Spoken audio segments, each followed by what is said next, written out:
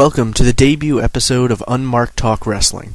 I'm a huge fan of the wrestling industry, and I created this show to share my thoughts, my feelings, and sometimes my anger on the storylines, talent, and direction of the two major television promotions of today, WWE and TNA. To open up the series, I'm going to be doing a three-part special, during which I will evaluate the rosters of the four main shows, Raw, ECW, SmackDown, and TNA Impact. Tonight, for episode number 1, we'll begin with the best of the bunch, Monday Night Raw, and we're going to start right at the top with the current World Heavyweight Champion, John Cena. John Cena is the most overrated superstar on the Raw roster. I believe he's only the current top face because of WWE's choice to tune down their show toward a more PG-13 environment. This guy is the antithesis of everything we have learned in the Attitude Era and the in-your-face style that we've been accustomed to with our WWE programming.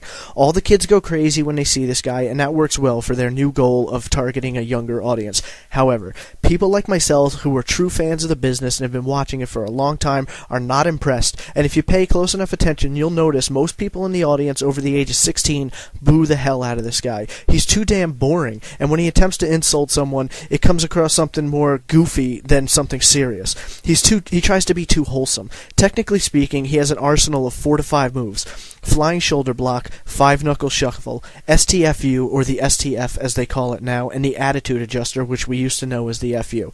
His matches are typically short because he lacks the necessary execution and flow to hold a match based soundly on being a ring tactician, and even when he attempts to do it, it just comes out boring. He isn't good on the mic. Even his old gimmick of being a wannabe rapper was better than the garbage he spews out these days. His personality isn't very well developed. He just comes across as a very bland person who tries to pump the crowd up by getting loud. But judging from the growing boos and anti-Cena signs, that isn't working, and his ring skills leave a hell of a lot to be desired. This guy's floating purely on marketability, and when the 13-year-olds get bored of him, which they will, he'll stop being on top. I was extremely pissed off when he returned from his career-threatening injury, and they pretty much just handed him the title. It was expected, and I absolutely knew it was coming, but I still to this day think it is ridiculous. It takes all the credibility away from that title that someone can come back from an injury that's supposedly bad and just take the title back in their first match.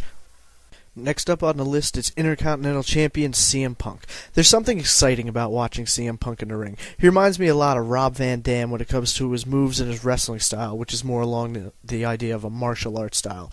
I'm a little on the fence with him, though. I thought it was shocking when they placed a strap on him, but I have to admit he grew on me, and I was pretty let down the way they had him lose the world title. Randy Orton punting him in the head was a great idea, but for it to only culminate into a subpar match on an episode of Raw was a mistake. Had they built the feud, I could have enjoyed it a little bit more. All in all, CM Punk hasn't shown us everything he has yet, and there's still a lot of questions waiting to be answered by watching his Intercontinental title run. I think this is a guy who is still learning, and a few years down the road, he could be a top-tier contender in WWE. Turning to the feminine side of the WWE, you've got Melina as the new women's champion. I must admit, I'm not a huge fan of the women's division in WWE. I believe the TNA Knockouts possess a lot more skill and their wrestling is more entertaining. However, Melina is an exception to that rule. She pulls off moves I don't think most men could pull off, and her ring style is real flashy. Whenever she's involved in a match, I find I enjoy it, no matter how lackluster her opponent may be. Melina makes it fun, she makes it exciting, and let's face it, she's sexy as hell. She is, in terms of charisma and in-ring ability, the closest thing we've got to Trish Stratus, who is, even in retirement, the reigning queen of the divas.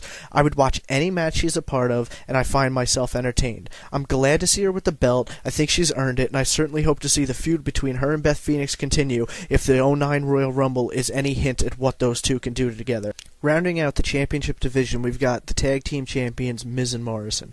Miz and Morrison took a little while to grow on me, but grow on me they certainly have. Miz improves with every broadcast, and I see John Morrison as a potential future Shawn Michaels.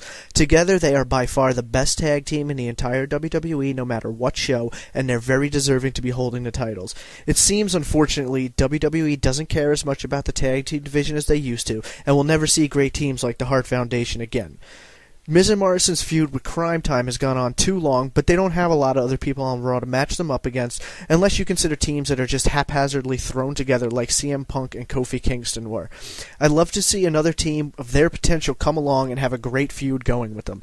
All in all, these guys are entertaining. Morrison has some great moves, and Miz has really picked it up and fit into the role of the more grounded of these two. I can't wait to see what the tag champs have in store for us for 2009.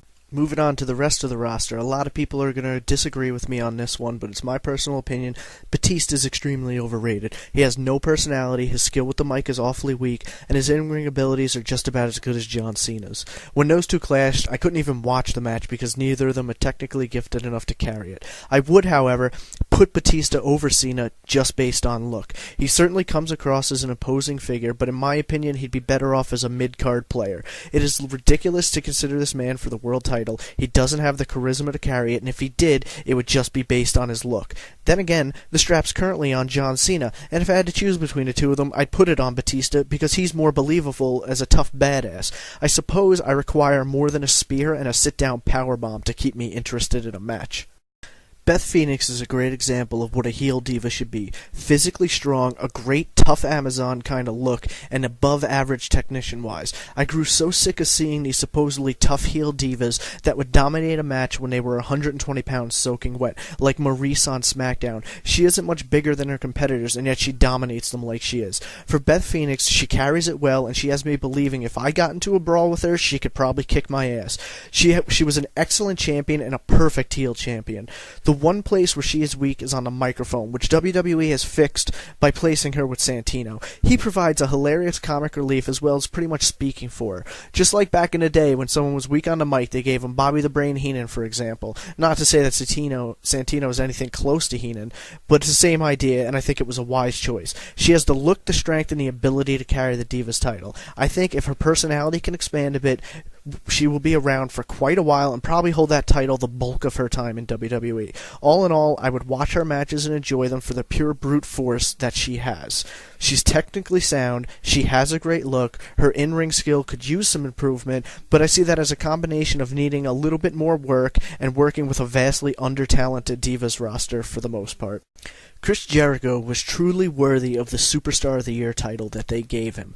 His transition from the Save Us Y2J into the cold and calculating heel that he has become has been absolutely amazing. If you remember his old heel days, he wasn't even close to what he's attained recently. He comes across now as a hell of a lot more threatening than he used to be. On the mic, he's excellent. In the ring, he is technically sound, and his look is just right for him. There's very few superstars on the Raw roster who come close to him. I love to watch this guy. He's the type of wrestler that I just love to hate.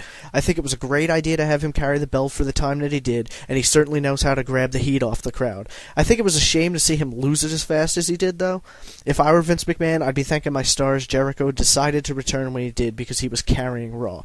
The only thing lacking is a real feud for him to be involved in. He's sort of drifting back and forth ever since his absolutely magnificently orchestrated battle with Shawn Michaels. Definitely one of the highlights of Raw. They have him going into this thing with Mickey Rourke now for WrestleMania and Ric Flair, and I'm not sure exactly how that's going to go, but I certainly hope that Chris Jericho gets himself a title run in the future because he really carried it well. Cody Rhodes certainly has changed since he came to the WWE, but he's got the right attitude to be that annoying heel. McMahon's pretty into a wrestler's look and size, and I don't think Cody possesses what it takes to be a top-tier title contender. However, working with DiBiase and Orton Legacy is certainly befitting of him. I didn't like this guy when he was a face, so as a heel, I think he even has more potential than he had the other way around. His look isn't the best. In a WWE universe, he comes along a little small in the ring, but his skill more than makes up for that. Technician-wise, he's very sound, a little green, but I still believe over time he could develop into an excellent worker. There isn't too much to say about Dolph Ziggler. He really hasn't shown us very much yet. He's got a good look, and I'm getting a little tired of him introducing himself to everyone, but it really provided great comic relief for his elimination from the '09 Royal Rumble, which even Kane looked like he wanted to laugh about. Based on his look and his lack of skill, it'll be interesting to see if WWE pushes him and uses him for something more, or if he's one of those people we see sort of fall by the wayside like they've done with Manu, Sin Snuka, and Charlie Haas in recent weeks.